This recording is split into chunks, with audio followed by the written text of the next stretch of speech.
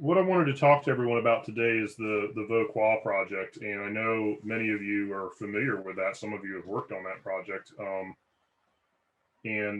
but what I wanted to share today was an actual, live demo, or not even a demo. You're going to get in and play with it, of what we've done here lately with it, and I'll explain why. So I'll give a little history of the project, talk about some of the people who've been involved, because there's been over 30 something people involved, and it would take me a long time to remember everyone's names from over the years, but a large number of students and quite a few faculty, as well as external partners. Let me attempt to share my screen again. I broke the internet there a moment ago when I did that. So, okay. Is everyone seeing my screen? That would be awfully neat. Yes. I can't, okay, thank you. I can't see you guys when I'm sharing my screen, so I need verbal feedback. Okay, so first thing I want to do is hide this floating meeting controls again. Is I want to talk about the history of the project and get you up to speed to where we are today and what we've been doing here lately. So the first phase of the project was in 2016, and a group of faculty and a few students, we got an ICAT seed grant to fund actually traveling over to Vauquois to do laser scanning and photogrammetry with some partners to gather data to build a virtual reality experience. And from that data, the first phase of what we built was a purely virtual experience.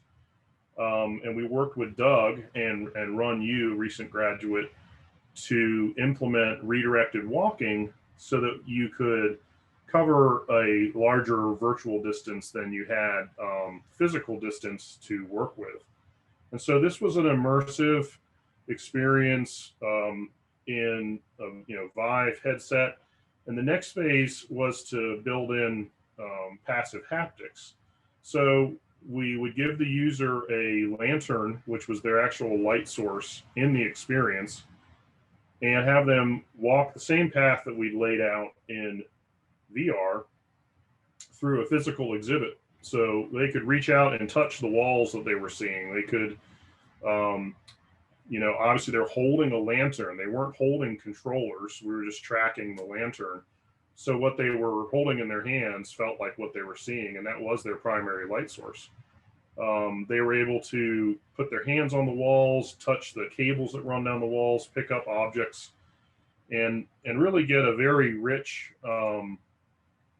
embodied, immersive experience. It was really, I'm really proud of that work, and a lot of folks have worked on that. You saw Fat, who's there here with us today, who's worked on that, and like I said, Doug and Ron and Zach Dewar was the lead programmer on that.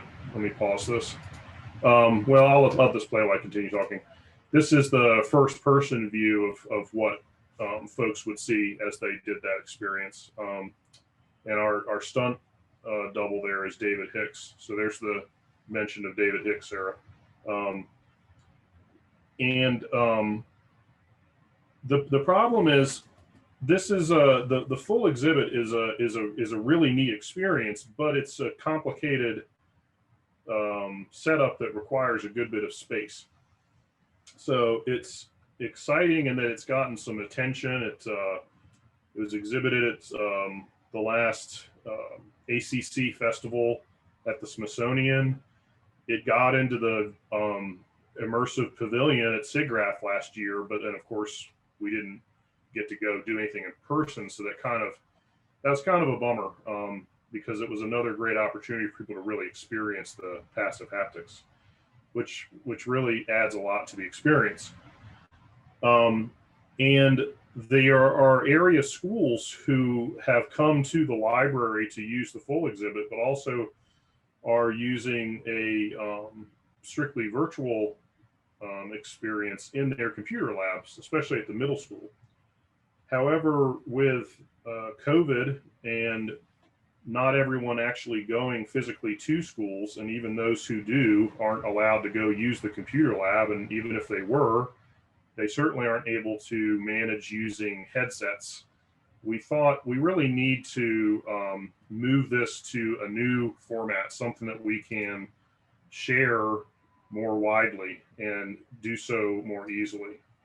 And so let me see, I got to get my sharing back here.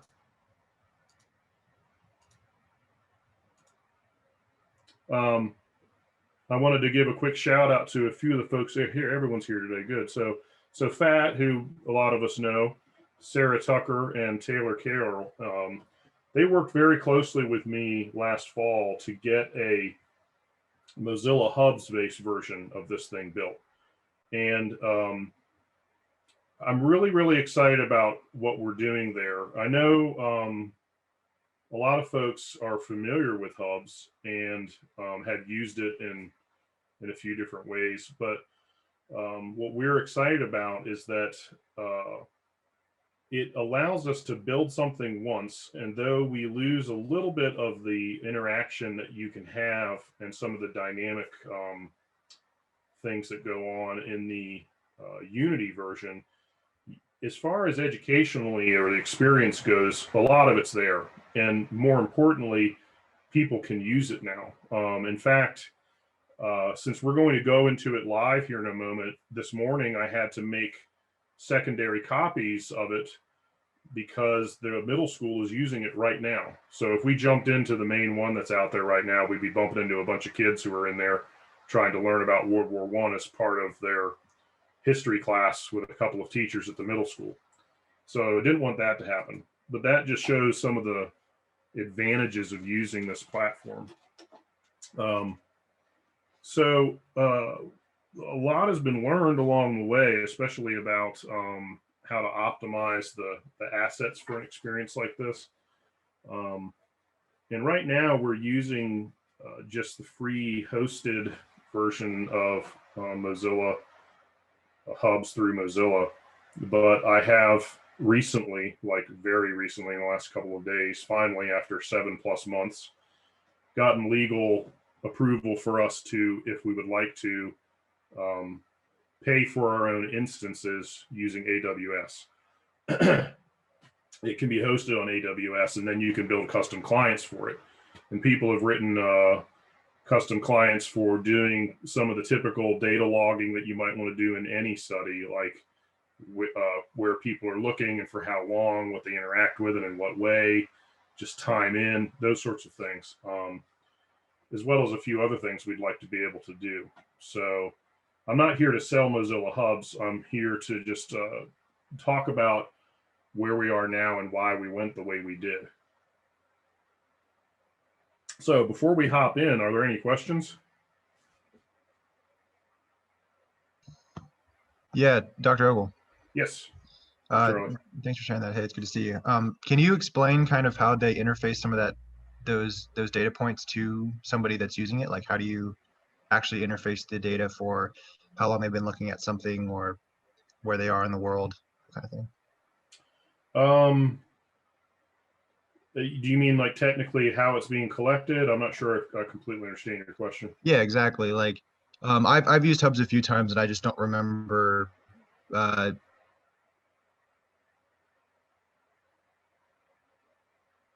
Well, looks from like a developer. Okay. Do they just? Oh, sorry. You locked Did you hear up what for I a said? second there. That's okay. It's my bad.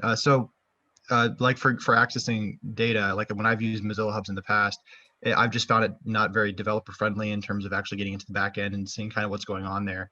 Do they provide, like, do you get developer access or developer tools or an API access or something like that? If you have your own instance on AWS, or they have another build for DigitalOcean, which is just another cloud hosting service, you can pull it on Git. It's open source and it's just WebXR. It's just HTML5, CSS, and a couple of JavaScript libraries. So no, there's not a, I mean, I guess you could use A-Frame or something if you wanted to as an environment to work on it. But it's web development tools. So yeah, that's why I put in a request to be able to get that all those months ago. I didn't think it would take quite this long, but I knew it would take a while. So anyway, okay. Well, I think what I'm going to do is the following. I'm going to just tell you really quickly what you're about to do, and then I'm going to let you go do it. And I'm going to hang here in the Zoom. I might try to join and follow you along in Hubs, but there are still people trickling in. So I don't want to leave Zoom entirely, so I can keep sharing the link since they don't persist in the chat. But what you're going to do is you're basically going to go through a museum exhibit. Okay. The team, again, Taylor, Sarah, Fat, and I, but mostly them, have built 3 rooms, which is another addition to what we had in our Steam or Unity version. We now have a pre-war / early war exhibit, which is to give you some of the context of what this story is about. And then you can enter the tunnel itself, which is what the main exhibit has always been about, is the tunnel. And then when you leave the tunnel, there's a late war, post-war exhibit that tells you a little bit more about what life was like down there and a little bit of information about, what's happened since then. And what's beautiful about the whole thing is it's much more accessible and easy for us to expand the content and redesign it for different contexts if we need to. So I'm going to drop a link in the chat. Click on that. Basically, it runs in the web browser. It's WebXR, so it's really happy in Chrome, Safari, Firefox. I think it works in Edge now as of like earlier this week. What's also beautiful about it is that it will also work on a phone. On iOS, it's really happy in Safari. I think it works in Chrome also. Sadly, it doesn't work in Firefox, which is ironic, but there's a reason for it. And then on Google, I'm pretty sure, I know it works in Chrome. But then it also works on standalone headsets. It works on the Quest. And as of earlier this week, it works on the Windows Mixed Reality headset. So that's what's really fantastic, is that people can join from whatever they're using to some extent. I've actually even had the teachers at the middle school successfully run it on their Chromebooks at the middle school without having to talk to IT about firewalls or anything, which is a big deal. If any of you have ever attempted to do work with the school systems, that's huge. That's just absurdly a big deal. We could have made it work, and we had to do a lot to get things working with our Unity build. But this was just, hey, try it out. Oh, it works, great. So that's very exciting. So I'm going to quit talking and let you guys jump in there and start to play. So give me a second to get the right link, and I'll send you off on your way.